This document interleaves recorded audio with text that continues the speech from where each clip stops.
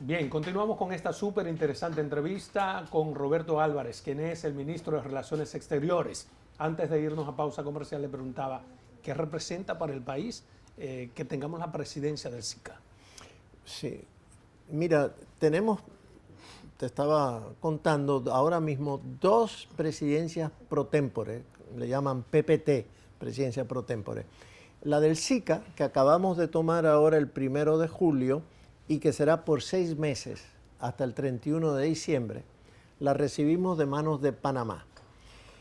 Pero también tenemos ahora, desde abril del año pasado, la presidencia pro tempore de la Conferencia Iberoamericana, que son todos los países latinoamericanos más los de la península ibérica, es decir, Portugal, España y Andorra.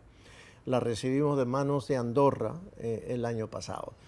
Eso quiere decir que ahora nos toca hacer la cumbre de presidentes, jefes de Estado y de gobierno de Iberoamérica en marzo del año que viene. ¿La vamos a hacer aquí? Acá, bueno, en República Dominicana no te puedo decir si va a ser en Santo Domingo o en otro lugar. Pero aquí al país. Pero aquí en el país. Y la del SICA también requiere una cumbre de presidentes del sistema de integración centroamericano. Es decir, son 8 países, 7 en Centroamérica, más República Dominicana. ¿Qué tan importante es esa presidencia? O sea, ¿qué podríamos nosotros lograr como nación teniendo la presidencia del SICA, aparte de reconocimiento internacional? ¿Hay algo tangible que digamos, bueno, somos presidentes del SICA y por ahí podemos lograr tal cosa? Mira, a través del sistema fluye cooperación de los países como Estados Unidos, Unión Europea, Canadá, Corea, Japón, de varios cientos de millones de dólares para nuestros países. Pero además de eso es un mecanismo para la concertación de posiciones en común frente a otras regiones del mundo, y por lo tanto es muy importante en términos multilaterales tener 8 votos en conjunto en una serie de momentos, pero también es la cuestión de, por ejemplo, el turismo.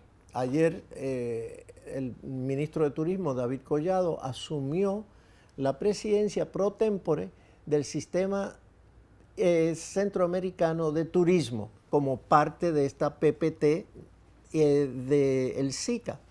Entonces, ahora el vínculo entre los países de la región para tratar de crear multidestinos y aumentar el turismo de esa forma, en el 2021 conjuntamente recibieron los 8 países 11 millones y pico de turistas.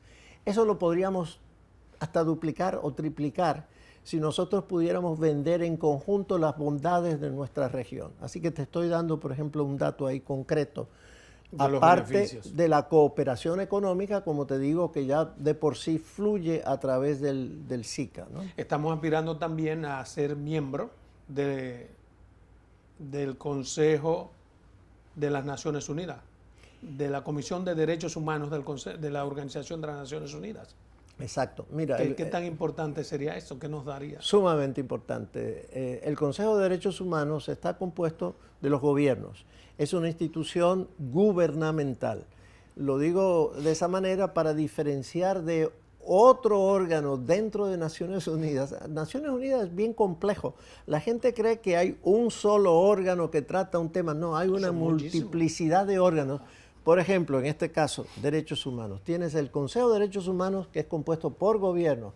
Por el otro lado tienes el Comité de Derechos Humanos, que es compuesto por expertos, elegidos por todos los estados, pero independientes, para conformar ese comité que evalúa los temas de derechos humanos también. Tiene la Comisión Interamericana. Tiene una bueno, ese es ahora, entonces es regional. Sí. Es parte de la OEA. Estamos hablando de Naciones Unidas. Sería la primera vez que República Dominicana integraría el Consejo de Derechos Humanos y sería un reconocimiento exactamente de esa imagen, de esa capacidad de acción que tenemos hoy en día y que estamos adquiriendo, en proceso de adquirir.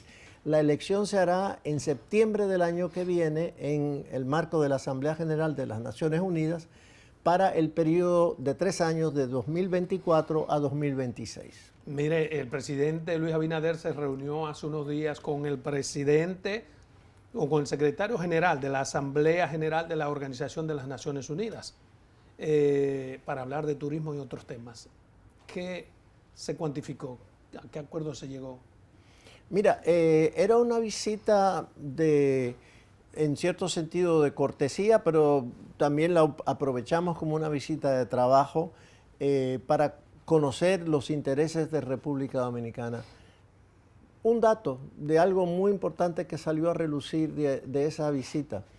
El presidente de la Asamblea General es también actualmente el ministro de Relaciones Exteriores de las Maldivas.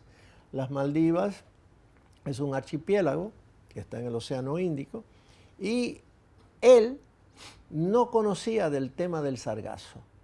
No existe en el Océano Índico. Es decir, el sargazo es un problema regional muy grave, muy serio, que está afectando nuestro turismo. Bueno, él lo pudo palpar, lo conoció acá, lo pudo palpar y él llevó ese mensaje a la reunión de océanos que se acaba de terminar en Lisboa, Portugal, sobre la importancia, concientizar a la comunidad internacional sobre este grave tema para nuestra región. Así que, por ejemplo, ese fue un resultado tangible. Y se supone que con esa capacidad que él tiene de instruir sobre la importancia, de algún modo podrían preocuparle a ellos y ayudar. Bueno, el simple hecho de hacerlo público hasta cierto punto ayuda en las investigaciones que se están ahora mismo, que están en proceso, porque hay toda una serie de estudios de ver cómo el sargazo puede ser transformado, utilizado o destruido sin afectar el ambiente. Entonces, eso ya de por sí, como te digo, es un gran avance. Qué bien. Mire, hace aproximadamente, un par de meses se inició una campaña mediática para tratar de justificar la compra de un edificio en Nueva York en el que alberguen a todos los organismos que tienen que ver. Y luego se echó para atrás luego de haber concertado dicho contrato. ¿Qué pasó ahí?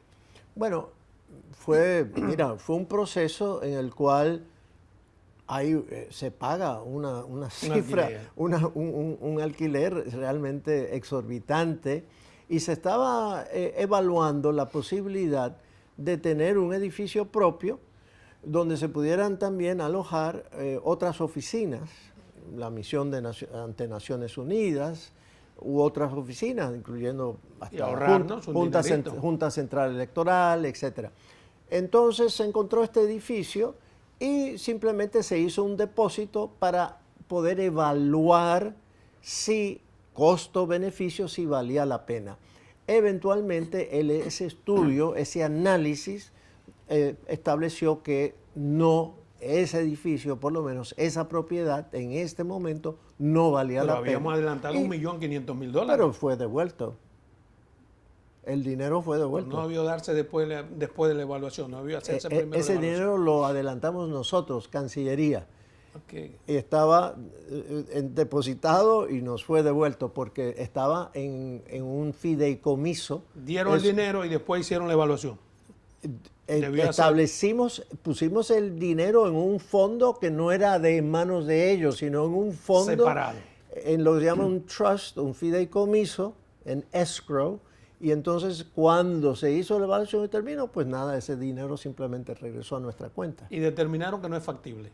Que en este momento, es decir, aún con los altos costos, el valor del edificio no permitía o no era financiera, desde el punto de vista financiero, no era conveniente. Pero siguen los aprestos para buscar un local, ¿o no? Bueno, ya aparecerá otro edificio, ojalá en otro momento. Estamos siempre evaluando esas posibilidades. Usted habló sobre la importancia que tienen esos organismos internacionales o de que nos visibilicemos. Y, por ejemplo, el Fondo Monetario Internacional tiene un fondo que se llama Fondo de Resiliencia para paliar la situación que han pasado países como el nuestro en estas crisis. ¿Hemos accesado a ese fondo? Tiene Mira, unos chelitos ahí que los países pueden... Mira, ese es exactamente uno de los problemas.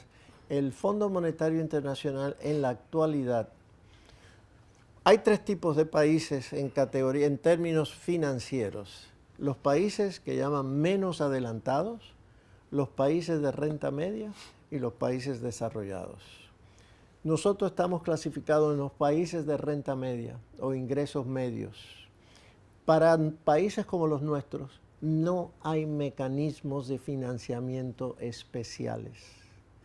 Vuelvo y repito, Por estar para en ese países de renta media no hay mecanismos de financiamiento especiales o, en otras palabras, concesionarios para nosotros. Y esa es exactamente una de las reformas que se está buscando en este momento, justo para evitar que países que han llegado, accedido a ese nivel de renta media, no vayan a caer en momentos de crisis como la actual a los países menos adelantados por no tener acceso a ese financiamiento en momentos de crisis que se necesitan un puente para poder llegar al Entonces, lo que hay que hacer es cambiar las reglas para accesar a esos fondos. En eso sí ha estado y ha costado que los países desarrollados, sobre todo, entiendan esa necesidad, pero se ha avanzado bastante en ese sentido, o sea, mucho. Mucho. Todavía no se ha llegado a la creación de esos mecanismos, pero se está trabajando en el Fondo Monetario Internacional para ello. O sea que para nosotros para accesar a esos fondos, tendríamos que bajar de categoría, lo cual no es conveniente como nación. De todas formas, claro que no. Para esos países menos adelantados hay un fondo de crecimiento y desarrollo especial, pero eso no está a nuestro alcance, afortunadamente. Digo, deseamos que exista otro para nuestras categorías de países. Muy bien, vámonos a una tercera y última pausa comercial.